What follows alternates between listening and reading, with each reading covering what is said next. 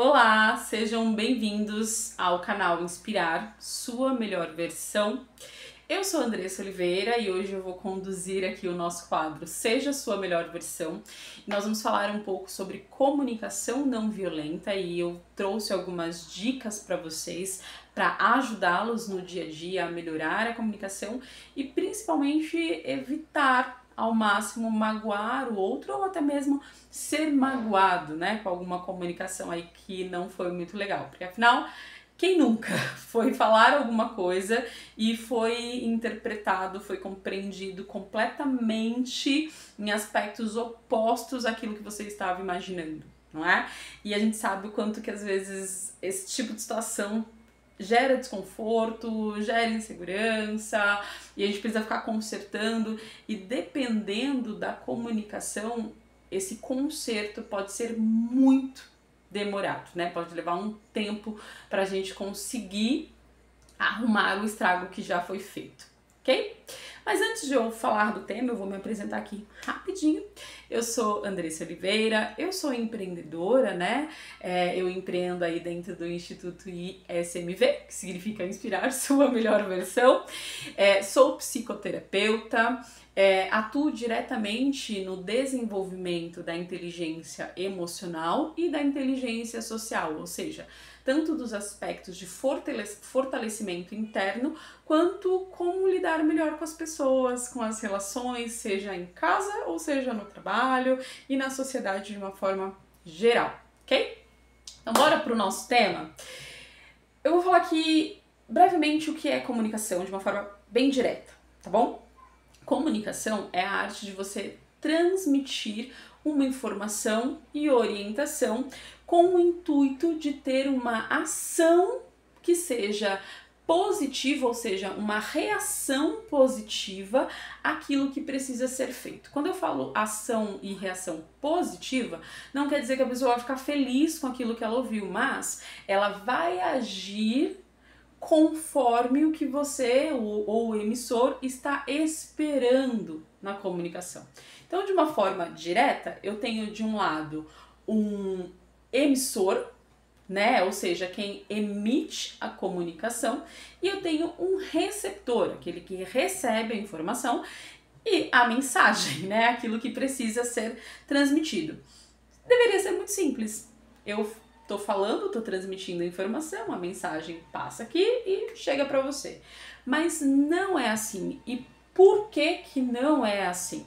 Porque no meio do caminho eu posso ter bloqueios dessa comunicação, da comunicação direta. Quais são os principais bloqueios que acontecem para a comunicação não rolar de cara? Primeiro, podem ser bloqueios físicos que vai desde o ambiente a físico do meu corpo, né? De quem está recebendo ou de quem está emitindo. Exemplo, eu posso estar em um ambiente com um ar-condicionado muito baixo, né? Com uma temperatura muito baixa e estar no meio de um treinamento e me sentir completamente desconfortável ali porque eu estou com frio. Logo, eu não estou prestando atenção totalmente ao que está sendo dito. Meu cérebro ele vai estar conectado e preocupado em me aquecer, né? Eu posso estar num ambiente com uma música muito alta, um som muito alto, e aí eu tô perdendo informações importantes ali daquela comunicação. Assim como eu posso ter um problema de audição, eu posso ou estar conversando com alguém que tem algum problema de audição, alguma dificuldade auditiva, logo ela pode não estar recebendo toda a informação da forma que deveria, ou eu posso ter um problema de dicção, de oratória, né? Onde eu não consigo ser claro ali, a minha fala ela não sai clara para o outro compreender. Então, esses aspectos, assim como outros, eles caracterizam aí os bloqueios físicos que nós precisamos cuidar. Existem os bloqueios de aspecto intelectual ou de conhecimento. Por exemplo, nós, seres humanos, temos conhecimentos diferentes, que pode ser tanto da minha vivência, quanto da minha cultura, ou até mesmo da minha formação, né? Então, uma pessoa que mora no Nordeste, ela tem uma cultura, ela tem uma linguagem que é típica daquele ambiente. Quando ela vem para São Paulo, por exemplo, ela pode ter dificuldades de comunicação usando termos que são diferentes, que não são conhecidos para quem é de São Paulo. Isso gera uma barreira na comunicação, né? Eu gosto muito daquele termo, nossa, tá vexado, você tá, né, tá ansioso, você tá nervoso, né? Você tá muito vexado, você tá muito ansioso com determinada situação. Tem gente que não conhece. E isso é algo que vem de uma cultura, de informações, de conhecimento. Ou, por exemplo, pode ser algo técnico, né? Imagina você ir no médico e ele usar termos técnicos que eles aprendem ali no dia a dia e que você não sabe, eu não sei, e eu vou sair ali da sala do médico sem entender nada, sem saber o que está sendo dito. Ou eu aqui, né, como psicanalista, como psicoterapeuta, eu usar termos como, vamos falar agora do seu inconsciente, da fase edipiana e vamos falar do seu complexo de Édipo. Se você não sabe o que é, se você não entende esses termos, o que eles significam, para você não quer dizer nada. Ou dependendo do seu estado emocional, isso pode parecer arrogante, isso pode parecer ruim. Então, a barreira de conhecimento intelectual e cultural, ela também causa desvios nessa comunicação que deveria ser linear. E outro aspecto que gera bloqueio são os aspectos, né? O aspecto emocional, tanto de quem transmite a informação quanto de quem recebe. Vamos imaginar a seguinte situação: eu acordei num dia ruim, não me sinto bem. E aí eu levanto para tomar banho e eu bato meu dedo na quina da cama, já saio nervoso com aquilo.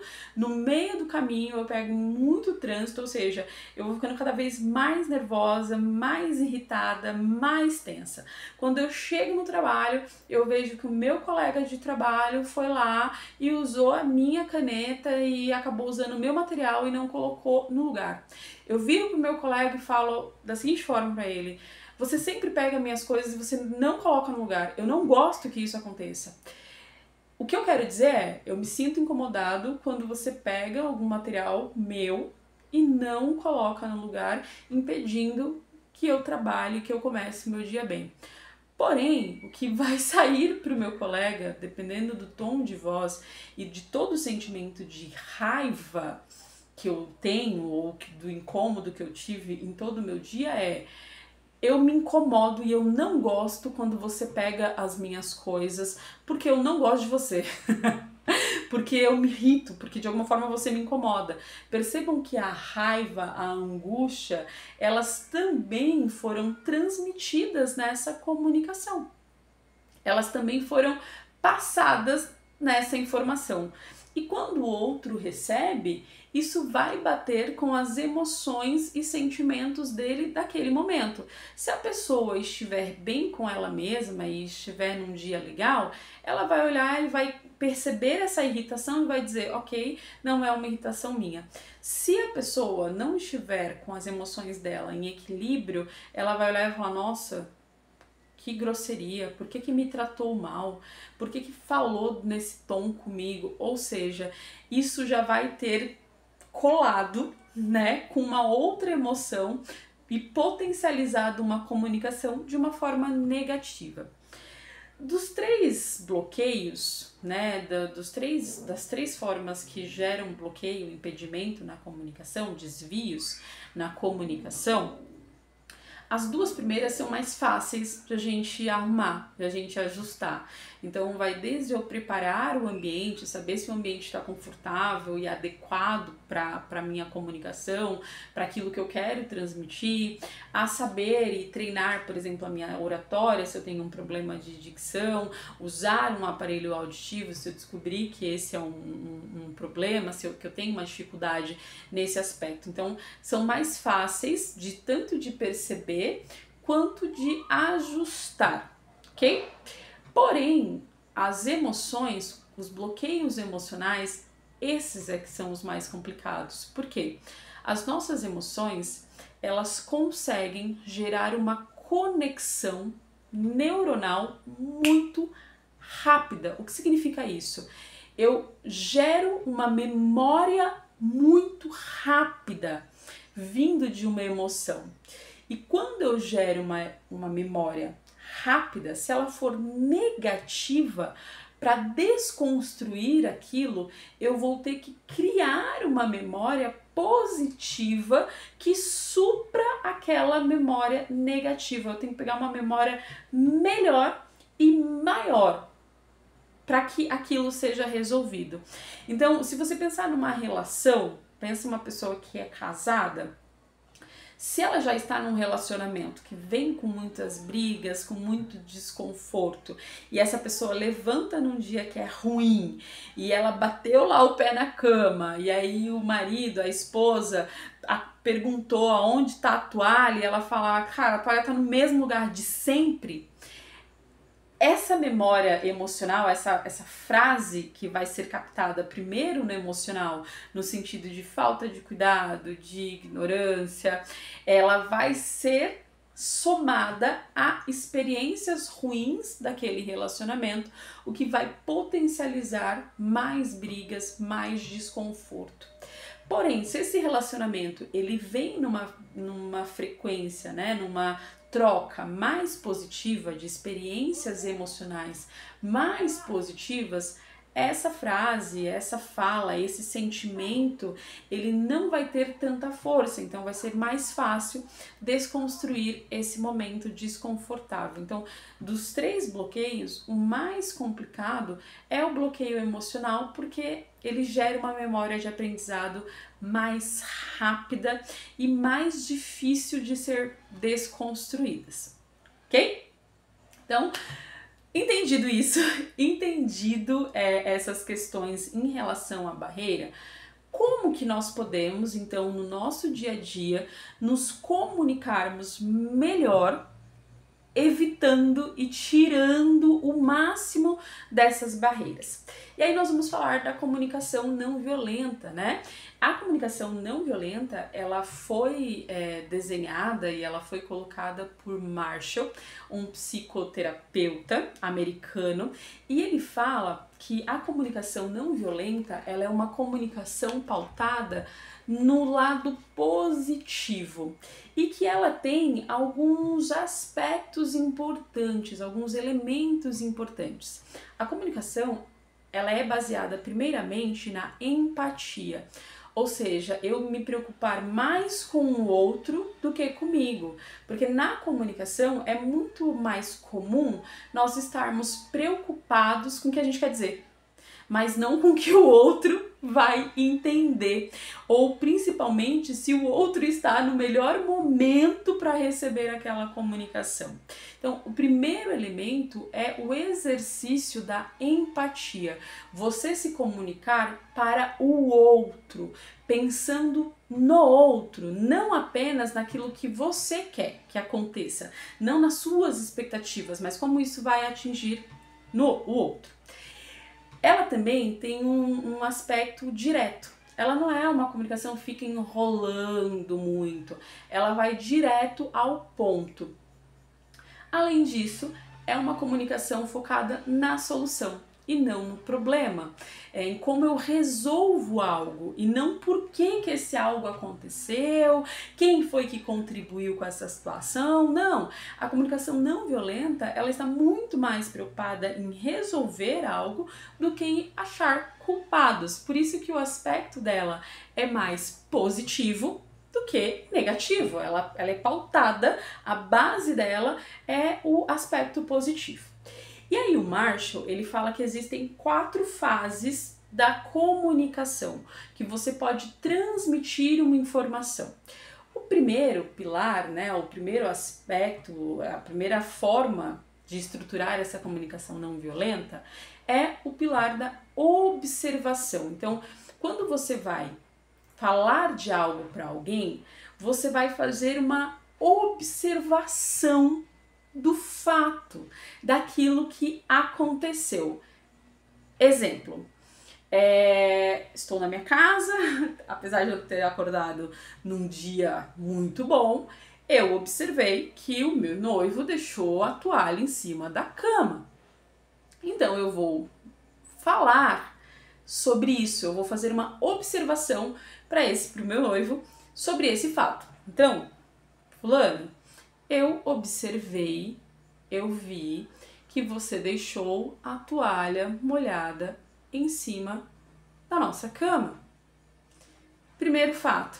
Andressa, esse exemplo tá simples, tá tranquilo, mas vamos supor que eu quero corrigir um colega, uma situação no trabalho, e vamos supor que o colega ele foi grosseiro com o cliente. E aí eu preciso fazer essa correção. Como que eu posso falar isso? Da mesma forma, você vai fazer uma observação. Fulano, eu vi, eu observei que você falou numa entonação, que você usou palavras que não são bacanas, que podem soar ofensivas para o cliente. Por que é importante essa questão da observação e do eu? Porque você dá forma e você dá potencialidade para aquilo que você está falando. Você nunca vai falar, olha, eu ouvi dizer. Porque se você ouviu dizer, você já entra no aspecto da imaginação, não vai dar certo. Ah, olha, estão falando quem? Quem estão falando? Estão falando a verdade? Estão falando com base em quê? Ou seja, eu já começo a criar barreiras. Então, sempre essa observação e sempre no tom do eu observei, eu vi, eu percebi. A comunicação, ela precisa ter um emissor claro. Então, é você que quer falar, você que quer transmitir. Então, olha, eu observei que a toalha está na cama. Eu observei que você usou um tom mais alto e mais agressivo com tal cliente. Eu observei, eu vi que você deixou de entregar aquele relatório. Eu percebi que está faltando informações aqui. Então, porque sou eu que estou transmitindo a informação. Eu não falo por nós, eu falo por mim. Eu dou uma persona, eu dou uma cara para minha comunicação e ela vem com esse tom de observação, de eu observei, eu vi, eu percebi, ok? Indo para o segundo pilar, você vai falar daquilo que você sente, de como você se sentiu naquela situação. Então, no caso aqui da toalha, olha, eu observei que você deixou a toalha molhada em cima da cama e quando isso acontece, eu me sinto desconfortável, porque depois a cama vai ficar molhada, eu me sinto às vezes incomodada com esse tipo de atitude. Lá no trabalho, olha, eu percebi que você usou um tom de voz mais alto com aquele cliente e eu sinto que isso não é agradável, porque isso pode afastar o nosso cliente, isso pode gerar um problema maior com esse cliente. Então eu vou, depois que eu faço observação, eu vou falar como eu me sinto, né? Como essa situação, ela me afeta. Não tô falando de outras pessoas. Como aquela situação, ela me afeta. E logo em seguida, eu vou falar da necessidade. Por que que isso é desconfortável? Então, olha, se você deixa a toalha molhada em cima da cama, isso vai molhar o lençol, isso vai molhar a nossa cama, vai ter um odor depois que é desagradável, isso é muito ruim, vai dar mais trabalho para nós. Ou você falou com o cliente num tom de voz mais alto, né? Isso me deixou preocupado com a reação desse cliente, porque esse cliente ele pode vir a reclamar, pode não mais comprar de nós e isso tem um aspecto negativo para a empresa. Se você está falando com um colega numa outra situação, olha, eu percebi que você saiu com Joana, Beltrana e eu me senti de lado, eu me senti deixado de escanteio, isso não foi confortável para mim. E aí isso me preocupa, porque eu não sei se de repente eu fiz alguma coisa que não fosse agradável, que não fosse legal, então eu não sei lidar com esse tipo de informação, ok? E por último, você faz o pedido, normalmente esse pedido, eu sempre sugiro que ele venha com uma co-construção, ou seja, que o outro ele possa participar da solução, porque o pedido é qual é a solução para esse problema. Então, se eu falar do noivo, olha, eu peço então que você não deixe a toalha na cama, então quando você terminar de se trocar, já pega a toalha e guarde. Ou você pode fazer esse pedido como uma pergunta: como você acha melhor para você fazer, para que você lembre de levar a toalha para o banheiro?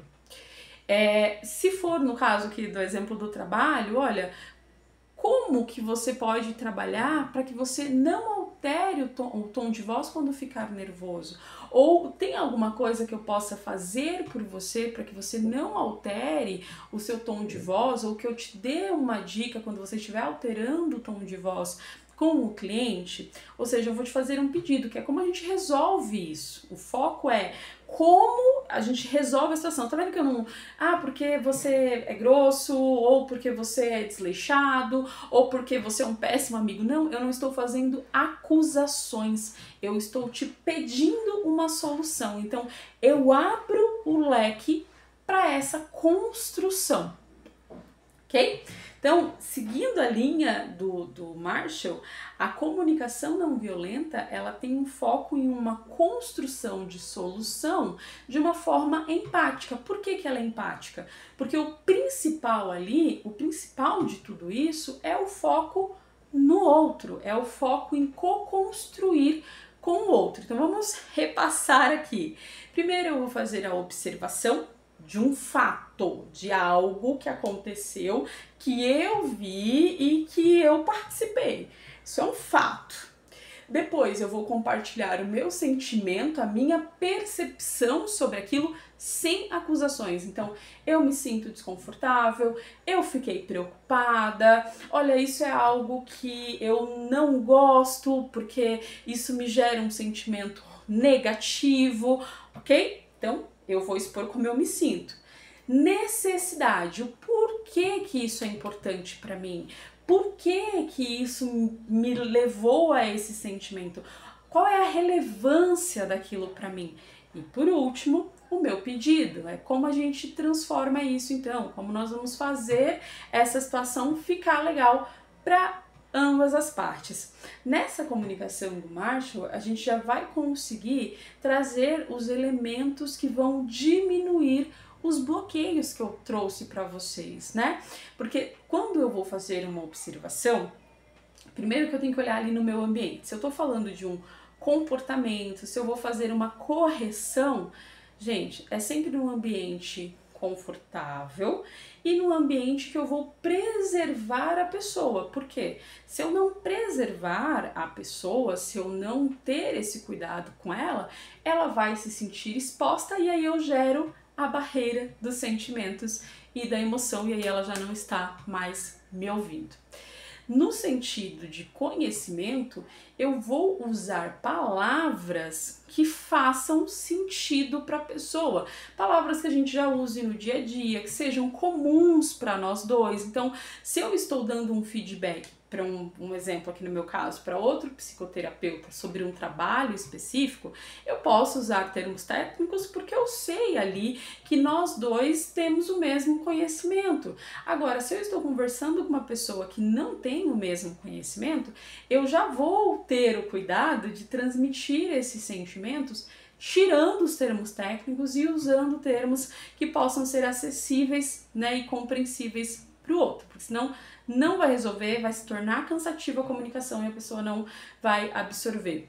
E mais ainda, o intuito da comunicação no aspecto emocional não é acusar, e sim compreender. Percebam que na minha comunicação eu quero dar espaço para que o outro também fale, para que o outro também traga os elementos essenciais para eles. Então, o fato de eu já tirar o aspecto de julgamento e o aspecto negativo de tudo já contribui para diminuir a barreira emocional. Parece muita coisa, mas é mais tranquilo do que você pensa. Resumidamente, você deve se preparar para a comunicação, você deve tirar sentimentos negativos ou deixar passar sentimentos negativos que você tenha. Então, se você está nervoso, com raiva, não fale naquele momento. E você deve fazer uma comunicação pautada em solução. Se você está falando algo que você só quer falar porque você precisa desabafar, logo vai ser uma comunicação violenta, porque você está desabafando, você não está comunicando, você não está transmitindo uma informação que possa gerar transformação de fato. E aí? Gostou desse vídeo? Se você gostou do vídeo, já deixa o seu like, já se inscreve no canal, porque toda quinta-feira um vídeo novo para você. E é claro, compartilhe com pessoas que você acha que vale a pena assistir esse vídeo, pessoas que queiram se tornar as suas melhores versões. Beijo e até o próximo vídeo.